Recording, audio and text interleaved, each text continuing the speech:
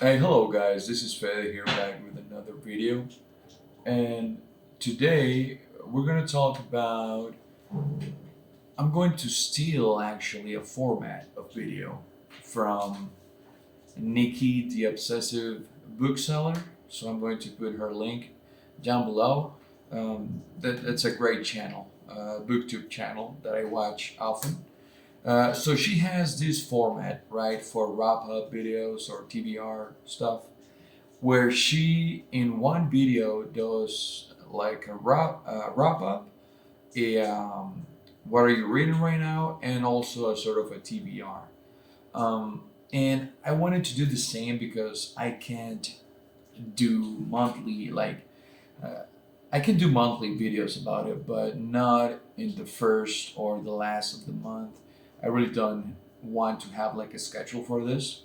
So I'm going to steal the format and do the video any day of the month. Really, it doesn't matter, and that way I don't feel like it's like a assignment or like a job or something, right? So it's been a long time since I did one of these, and I believe it's been like a couple of months, but we're gonna go quickly on what I've read. And okay, so the first one, since we last saw each other, is A Demon in White by Christopher Rocchio. It's up there. I don't know if you see it, but I did a video actually on that book already, and the Sun Eater series as a whole, and and my journey so far. Right, I'm right in the middle right now. I finished Demon in White, and I'm really liking it, to be honest. And by the way, if you hear like noise outside, it's because it's raining right now. It's pretty amazing today. It's cool weather.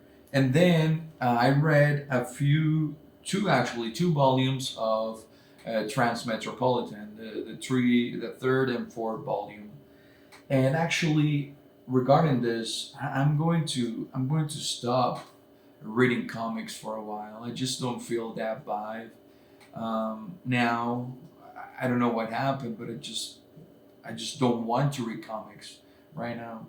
And those were actually the last two that I read. And I mean, it's a pretty cool series, Transmetropolitan, by Warren Ellis. But I don't know, man. It's just I don't. I'm not into comics right now. I don't know why. And then a book that I do want to talk about was The History of Stand Up from Mark Twain to Dave Chappelle by Wayne Fetterman. So, this book, I saw it recommended by the author in a podcast, like the Curb Your Enthusiasm podcast is going on right now. And he was actually one of the actors who appeared in one of the earlier episodes. And he's a professor as well, comedy professor. And he wrote this book, and it's actually very interesting how he narrates the actual history and progress of stand up, and also the like the major artists who have done it. But yeah, it was pretty cool. Then I read a couple of books in Spanish by Stefan Zweig. Zweig. It's a very famous author. And I started with, um, I don't know what would be the translation in English for this book, but it's literally like a chess match. I will put the book in English here. And also by him, I read Mendel, like the librarian, I will think. Pretty short stories, right? Like the chess story is like 100 pages, and Mendel, that's 50 pages. And so this writer, he wrote. He's a writer known for writing between the wars, right? The first and the second war. And actually, when Hitler was rising to power. He fled to Brazil, I believe, and he killed himself with his wife at the time, because he was seeing all of this anti-Semitic power rising up, and he ended up taking his own life. And the chess book, that was actually the last one he wrote.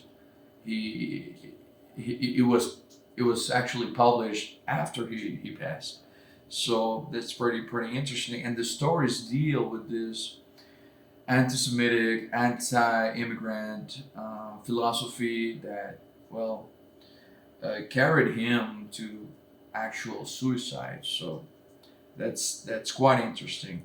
And then here's a surprise for you. Uh, I read Foundation by Isaac Asimov. Right? I read that on my Kindle. I don't have a physical copy, and I was thinking to myself that before reading it, that I was going to like it, I'm going to love it. It's a classic sci-fi, but I didn't. I actually didn't like the book, which is surprising to me. It just, I mean, I know that this is classic sci-fi, right? It's more about the concept than the characters. But even other sci-fi books like, I don't know, Arthur C. Clarke behind me, or Bradbury, or Philip K. Dick. That's his. Philip K. Dick should be. It's right here. So I like those stories, but I don't know what happened here with Asimov. Um, I just didn't like the foundation. I've not reading the trilogy. Um, I know that it's more than a trilogy, but the original trilogy, I mean. And yeah, that was a letdown, man. And then I read a couple of books that I do have in physical, so I'm going to tell you about them. So in one moment. All right, so let's just go in order here. I read a beautiful book written by Otessa Mosfeg. I don't know how you say that last name. Now, this writer is turning into one of my favorite writers right now, contemporary writers. She wrote La Bona, and it was published in 2022. So that book, La Bona, that was a pandemic book, right? And it shows in the story. And this Death in Her Hands, this was published before La Bona, like 2 3 years before that.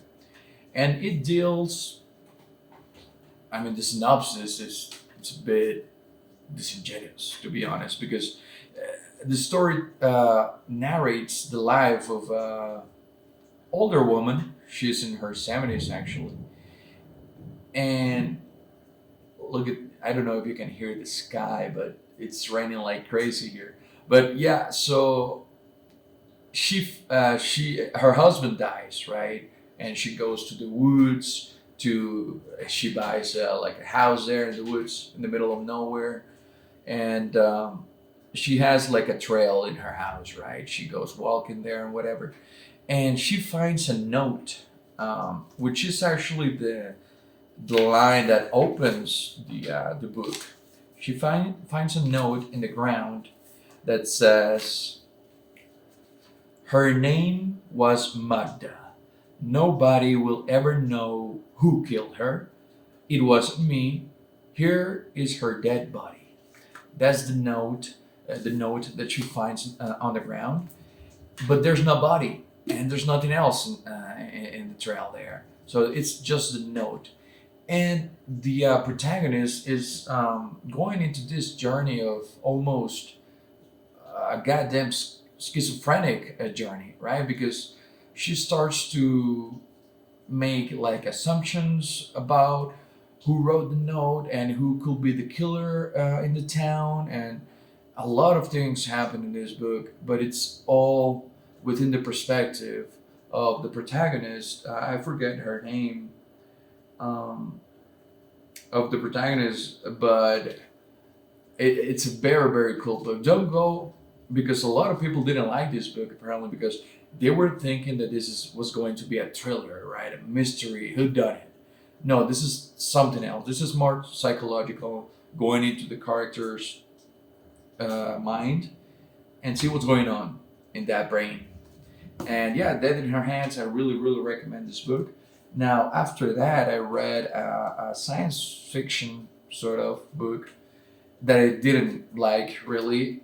I try to give new authors a chance, and this is a first novel. This is Oh God, the Sun Goes, and it deals with. So in the story, the sun just disappears one day, right? But it doesn't affect like anything. Like human beings can just go on with their lives. It's just the sun is not there, and it's a bit philosophical on how they deal with the problem of the sun not being there in the sky, and we follow here the protagonist that okay, the sun disappears, right? So he goes to Arizona to find it because where else will you go, right? And it was for me it was an interesting premise, right? But the writer didn't do too much with it. I mean, it's just a man looking for the sun, meeting people who are dealing. How he asks people how they're dealing with that, right? With the sun not being there, and yeah, it's just boring. I mean, believe me or not, but the premise is great, but the book, the execution is boring. And it's a pretty short book, like 200 and something pages. I don't know, I didn't like this, and maybe you will, but the philosophy in it is not that deep. It doesn't go deep into the ideas. It's just very surface level. I don't know. That's what I thought about it. And next, I read Sarah by Sergio Ramirez. And this was a great book. This deals with the biblical tale of Abraham and Sarah and their son Isaac, right? And how they had it when they were like almost 100, and how God asked Abraham to kill Isaac with the jawbone of a donkey or whatever. It's a classic story, but this is told from the perspective of the mother, Sarah. Now, I don't really like retellings or whatever they called. For example, Cersei, that's the name of that book. And I know that there's a lot. There's one for I don't know. There's a lot now retellings, and I don't really like them because I really wouldn't be able to explain you guys why. Because I don't know. They change the story. It's always they change sometimes the meaning itself of the character they're doing the book on, right? They change the ideas. Or they try to make you feel empathy for the character. For example, if it's a villain, they try to make you feel empathy because oh, it turns out they were justified in their action. No, I mean I don't like that. Why would I like that? They're there for a purpose. People nowadays seem to be scared of villains, but I don't know. That's a topic for another video. So yeah, but here I did like this one because the retelling it doesn't change the story or the events of what happened. It deals really with Sarah and how she is chosen by God or whoever to have a child at 90 when she's 90. And yeah, I mean, I don't know why, but I really love this book. This retelling did work for me. And we see actually how she sees her own son Isaac, and her stupid motherfucker of a husband Abraham. And if you know the tale, the classic tale, allegory story or whatever, you should read this book. This is Sarah by Sergio Ramirez. I don't know if it's translated, to be honest. I read it in Spanish. And then we're going to continue here. We're almost done with three more books. Let me go grab them. Okay, and then I read. We're almost done here, guys. Sorry. I read the Shadow of the Wind by Carlos Ruiz Zafón. This is the name of the saga. I have it here is the Cemetery of Forgotten Books. This is the first one. I know that there's like four or five, but I was told that you really can read them in any order. So, but yeah, this was the first one published, and I believe that this is the most like popular one. So yeah, this is a very very good book. This is an excellent read. I read this in like 3 days or something, and it's 500 pages. So that's really fast for me, right? And this deals with we meet the main character, and when he's a child, right? His name is Daniel, and his father takes him to the Cemetery of Forgotten Books, which is a library in the town that not everyone knows of. And he tells his son, the father, he tells Daniel to choose a book that he will have to protect for the rest of his life, right? And he chooses a book which turns out to be a book woven into mystery and the story of the town Barcelona.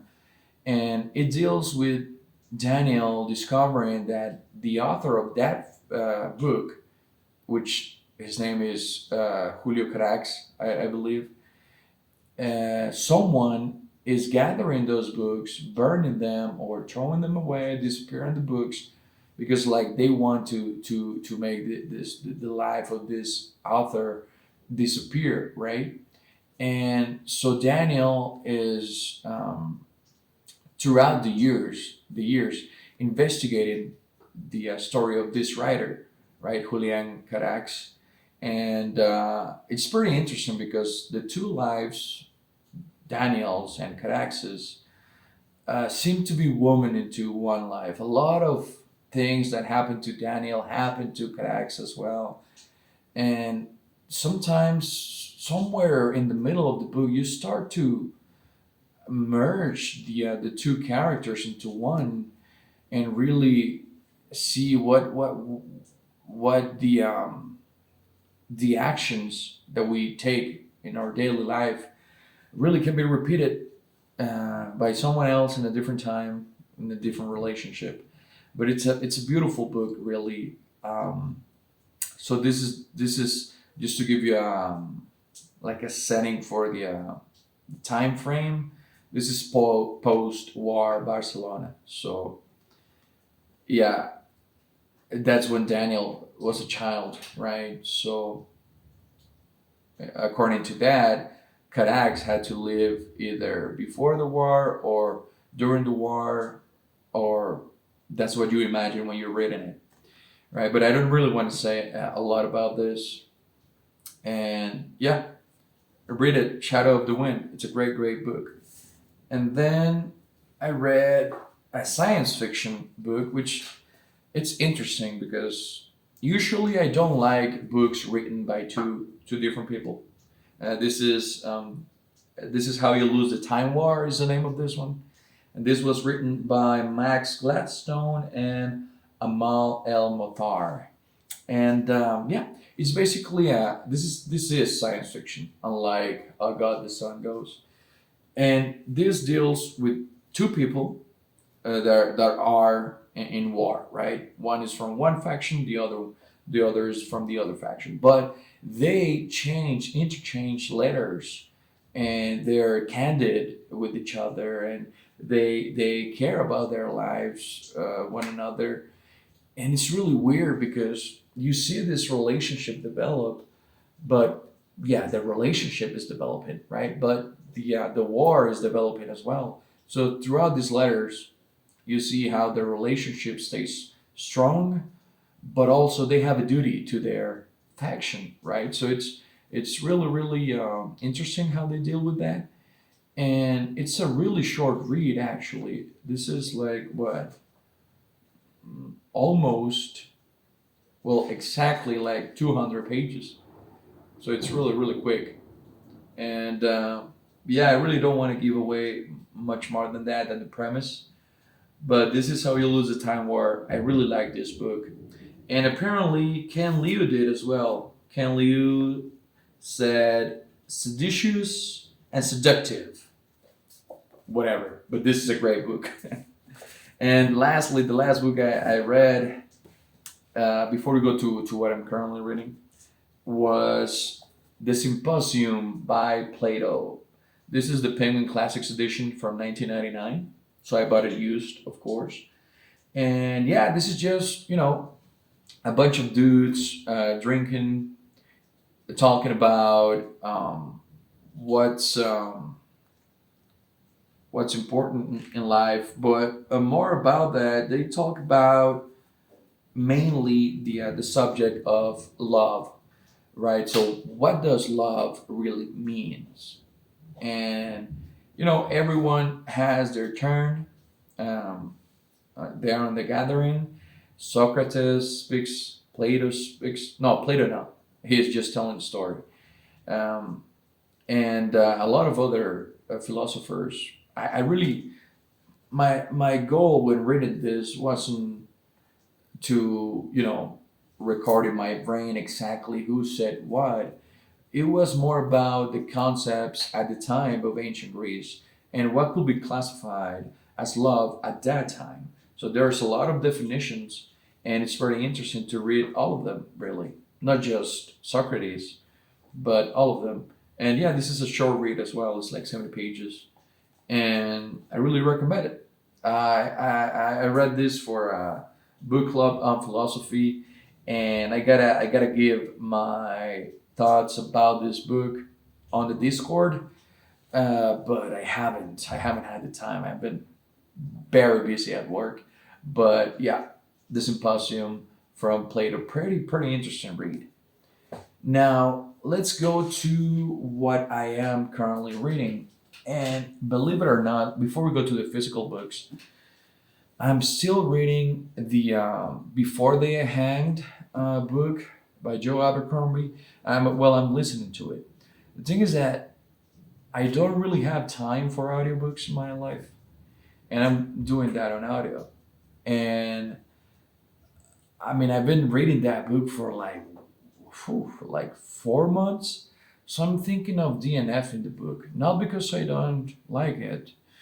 I really like the characters, Glukta, Logan Nine Fingers, all of those.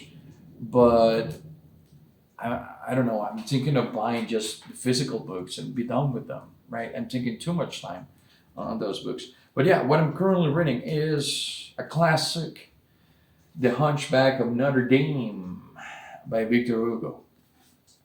You know, I really loved Les Miserables by uh, Mr. Hugo here. And I've never in my life read this copy, The Hunchback of Notre Dame.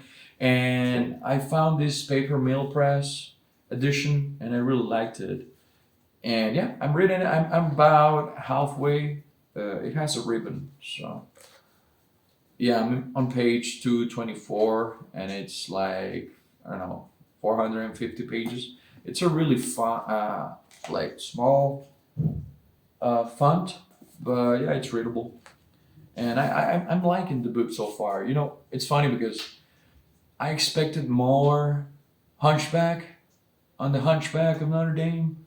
But so far, I mean, I'm in the middle of the story and, he shows up here and there, but like, he's not the protagonist.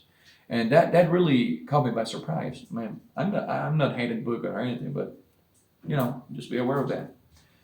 And also, I'm reading, and this is a used copy I found. I don't know if it was, but okay, before, I'm just telling you the book. It's World War C, an oral history of the Soviet War.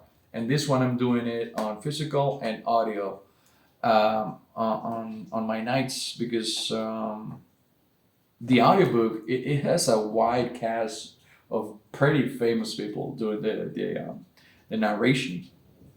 So yeah, it's pretty cool so far. And I bought this book used, right? And in the middle of the book, it had a Pokemon card.